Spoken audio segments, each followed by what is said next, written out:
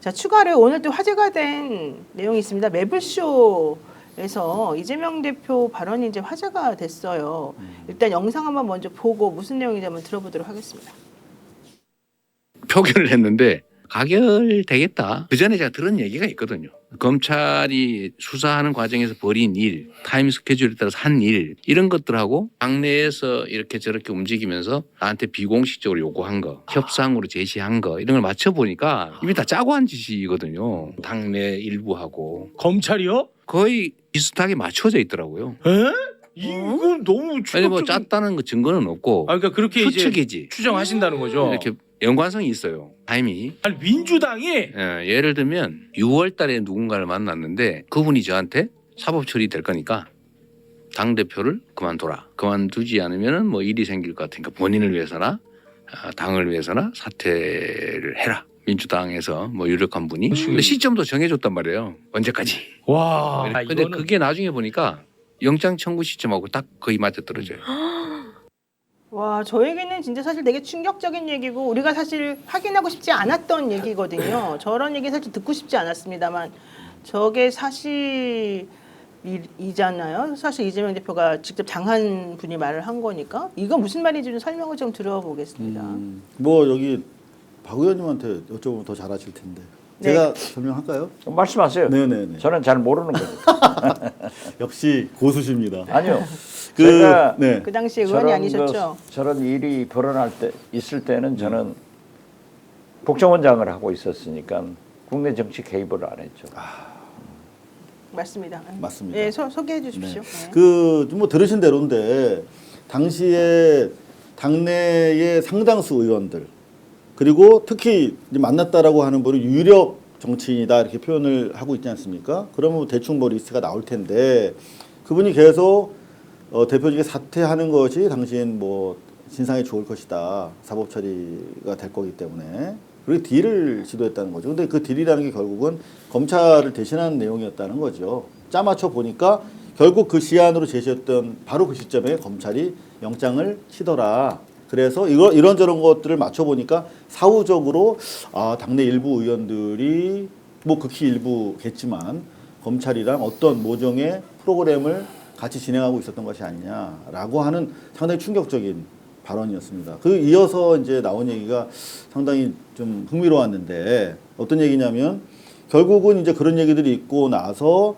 검찰이 확실하게 이제 나를 인신 구속하려고 하는구나라고 인지한 시점에서 결국은 이제 일부 의원들이 또 가결을 요청하면 그 본회의장에서 가결해 주세요. 제가 법정 가서 무죄 받고 돌아오겠습니다.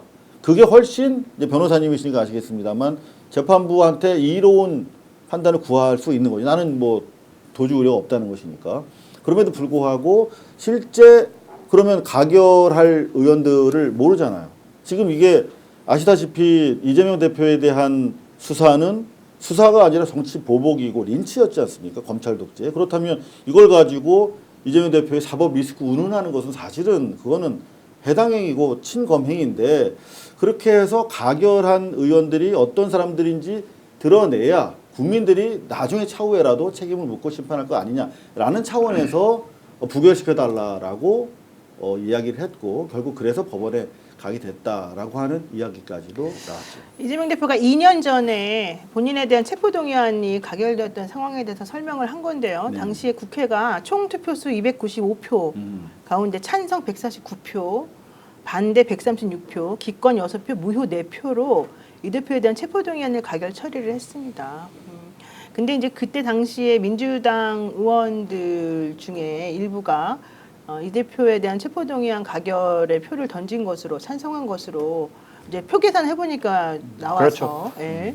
지금 30명 정도. 그렇죠. 그래서 그 부분에 30명 대해서 플러스 사실은 알파. 상당히 민주당 내에서 당시에 좀 얘기가 그 책임을 있었죠. 지고 당시 원내대표가 박광원 원내대표였죠. 의원이었는데 사퇴를 했죠.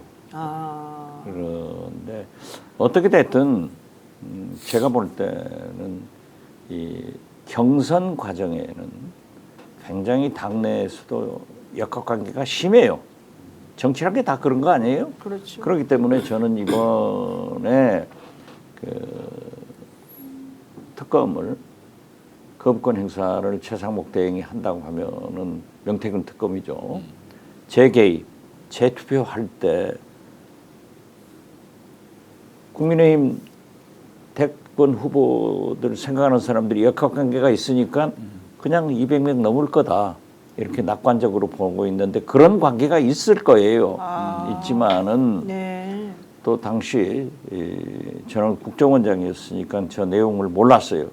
제가 법을 개정해서 국내 정치 개입을 하지 않게 돼 있으니까 몰랐는데 저는 저 얘기를 왜 이재명 대표가 오늘 하셨는지 좀 이해가 안 녹화 돼요. 방송이니까 사실은 이제 월요일 날 아마 녹화를 한 것으로 알고 있는데 어떻게 됐든. 예. 근데 저는 한번 이렇게 생각을 해봐요. 그러니까 워낙 이제 정치적으로 고단수시고 이제 정세적으로 이게 도움이 될까라는 실익적 측면에서 판단하시는 것 같은데 저는 이재명 대표가 만약에 그런 상황에서 굳이 이야기를 했다면 결국은 그 당시에 의원들은 이미 과거 지사잖아요. 지금 현재 민주당의 의원들에 대한 얘기가 아니잖아요. 대체로.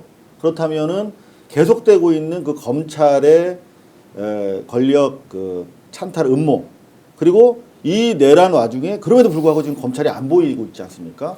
그런 차원에서 검찰에 대한 경계 차원에서 발언을 하시지 않았나 이렇게 저는 맞습니다. 추정이 지금 뭐 현재 같은 검찰에 얘기인데 대한 얘기가 있으니까.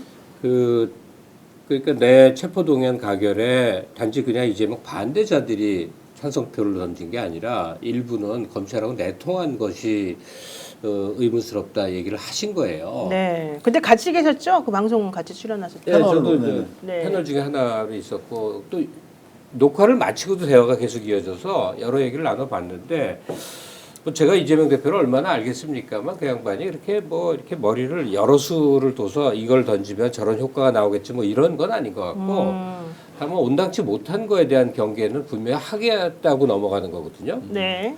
이 과거 정치에도 그 사쿠라라는 표현 있잖아요. 야당인데 사실은 자기 이권 또는 캐비넷에 좀 걸릴 끌려다니면서. 것 같은 것 때문에 딴짓하는 사례들이 그 역사적으로 많이 나중에 증명된 일들이거든요. 그러니까 21대 민주당 내에서 그런 작태가 있었다. 그 얘기들이. 근데 22대를 강조하다 보니 나온 단어예요.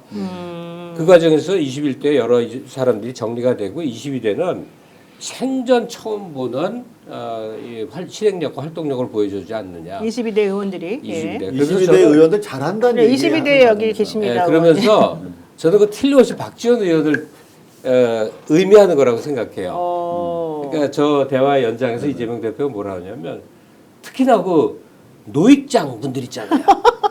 노익장 분들도 네. 초선처럼 일한다고 표현을 하세요. 아, 이렇게 박지원 의원 얘기한 게 보라면서. 맞더라고요. 다선 저도 중진으로서 방송 봤는데 신부분인데. 예. 저는 어떻게 됐든 지금 현재 우리 민주당의 소위 대권을 꿈꾸는 여러 거론되는 후보들이 있잖아요.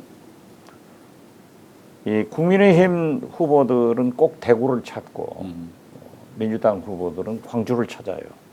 그래서 제가 맨 먼저 광주에 가서 정치부장, 편집국장, 정치부장 서너 번 다 만나서 상당한 그 가이드라인을 제시했죠. 그런데 지금 보면은 전부 김경수 지사 등 모든 분들이 광주에 가서나 지금 현재나 굉장히 이재명 후보로 다 정리가 되더라고요.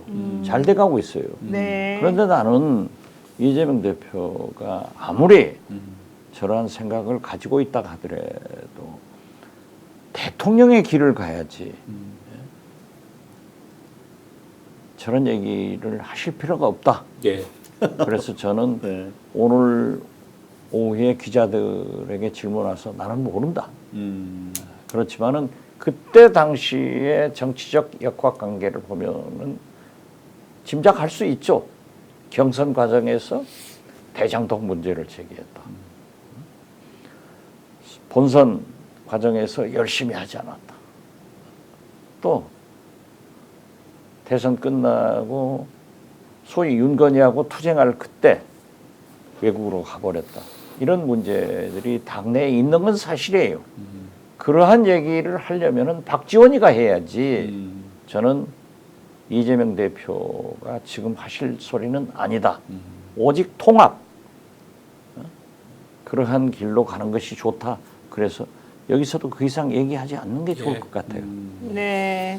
아 근데 맞는 말씀인데요. 네. 제가 사족이고 옆구리 딴 얘기 좀 못할게요. 지금 뭐 외국에도 가고 대장동도 재개하고 뭐 정치 인생 역사에서 그럴 수 있다고 쳐요. 근데 지금 이 시점에서 어떻게 윤석열 이재명 동반 사퇴하라 이 바로 그들의 주장. 이걸 그래서 제가 그럴 수가 정신 있냐. 나갔다 예. 했다가 저를 지금 계속 비난하고 다녀요.